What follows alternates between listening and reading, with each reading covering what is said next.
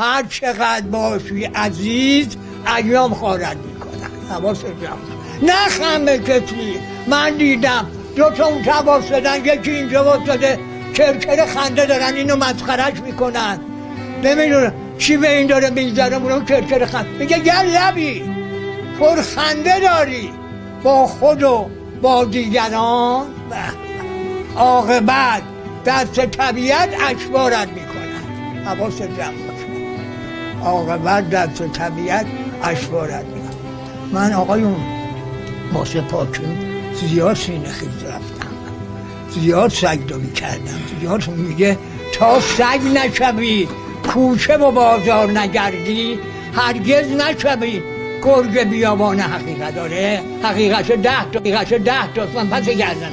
من با 4 تا دارم زندگی میکنم، با این 4 تا هر کی زندگی بکنه به اون خدا وسوسه سراغش نمیاد. 4 تا چیه؟ 1 گوش کردم، 2 شش گفتم، 3 خدمت کردم، 4 صبر کردم. هر 4 تا به من جواب داد، هر 4 تا به اون خدا با این 4 تا زندگی بکنی هیچ موقع وسوسه سراغتون. حالا 6 تا چیه؟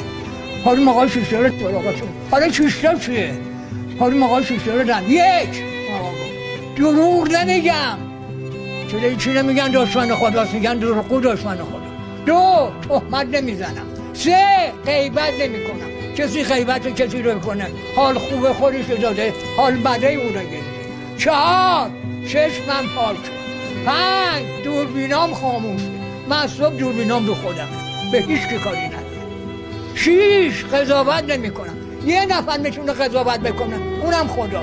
تازه خدام پاریم به آقا چششو هم میذاره رد میکنه. آقا ما مال قضاوت نیستیم. یعنی چی؟ نشینیم غیبت اینو درست نیست، والا درست نیست.